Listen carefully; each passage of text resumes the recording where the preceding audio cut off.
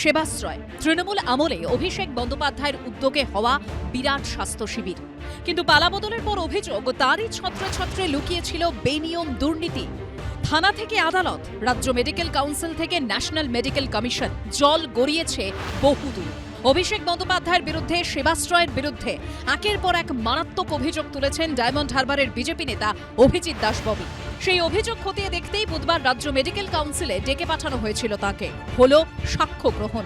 DM এর কি নলেজে ছিল না, প্রিন্সিপাল সেক্রেটারি হেলথের নলেজে ছিল না, স্বাস্থ্যমন্ত্রীর নলেজে ছিল না, সেই জন্য তদন্তের সুবিধার জন্য এবং তাদের ভূমিকা কী ছিল, প্রিন্সিপাল সেক্রেটারি নারায়ণ স্বরূপ নিগম, দুজন ডিএম ছিলেন অরবিন্দ কুমার এবং সুমিত গুপ্তা, এবং মাননীয় স্বাস্থ্যমন্ত্রী তৎকালীন মুখ্যমন্ত্রী মমতা ব্যানার্জিকেও তদন্তের আওতায় আনতে বলেছি।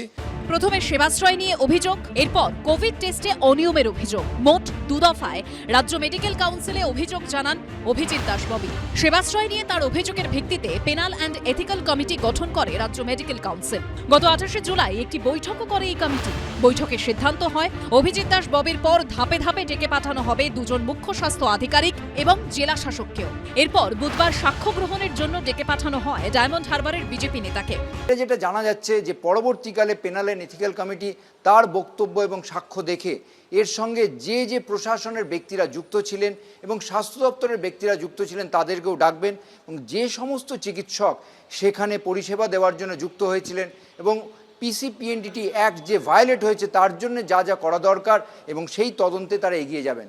অ্যাকচুয়ালি এটা একটা সম্পূর্ণভাবে বেআইনি ক্যাম্প। এখানে যারা কাজ করেছিলেন সেই কাজ করাগুলো বেআইনি। আরও যারা ওখানে কাজ করেছিলেন, যারা এমবিবিএস ডাক্তার, কারণ আমরা শুধু MBBS doctor, those who are registered under our council, তাদের এগেনস্টে অ্যাকশন নিতে পারি। উনি অনেক নাম দিয়ে গেছেন। এর আগে রাজ্য মেডিকেল কাউন্সিলকে মেল করে অভিযোগ জানান বিজেপি নেতা অভিজিৎ দাস ববি। সেবাশ্রয় প্রকল্পের সঙ্গে যুক্ত চিকিৎসকদের নাম করে ওই ইমেলে অভিযোগ জানান তিনি। তাতে বেআইনিভাবে ইউএসজি করা, অযোগ্য কর্মীদের দিয়ে চিকিৎসা করানোর অভিযোগের পাশাপাশি ওষুধের গুণগত মান নিয়ে প্রশ্ন তোলা, রোগী নিরাপত্তা সহ একাধিক অভিযোগ জানান তিনি। ডায়মন্ড হারবারের মানুষদের নিয়ে ছিনিমিনি খেলেছে অভিষেক ব্যানার্জি। কত লোকের কিডনি খারাপ করে দিয়েছে, কত লোকের লিভার খারাপ করে দিয়েছে তার নেই ঠিক। এর আগে সেবাশ্রয় নিয়ে একাধিক অনিয়মের অভিযোগ তুলে স্বতঃপ্রণোদিত তদন্তের দাবিতে রাজ্য মেডিকেল কাউন্সিলকে ইমেল করে চিকিৎসকদের সংগঠন ওয়েস্ট বেঙ্গল ডক্টরস ফোরাম। তার ভিত্তিতে রাজ্য মেডিকেল কাউন্সিলের তরফে জানানো হয় এই সংক্রান্ত আরও কোনো তথ্য কারো কাছে থাকলে যেন পাঠানো হয়। এরপরই ইমেল মারফত অভিযোগ জানান বিজেপি নেতা অভিজিৎ দাস ববি। এই ধরনের মেডিকেল ক্যাম্পের মধ্যে কোনো কঠিন চিকিৎসা হয় না, তারা সেগুলো রেফার করে দেওয়া হয়।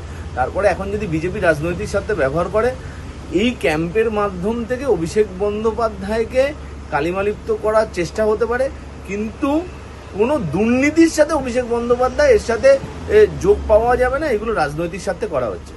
অভিযোগ খতিয়ে দেখে কি পদক্ষেপ নেবে রাজ্য মেডিকেল কাউন্সিল সেটাই দেখার। ঝিলম করঞ্জাইয়ের রিপোর্ট, এবিপি আনন্দ। এবিপি আনন্দ, এগিয়ে থাকে, এগিয়ে রাখে।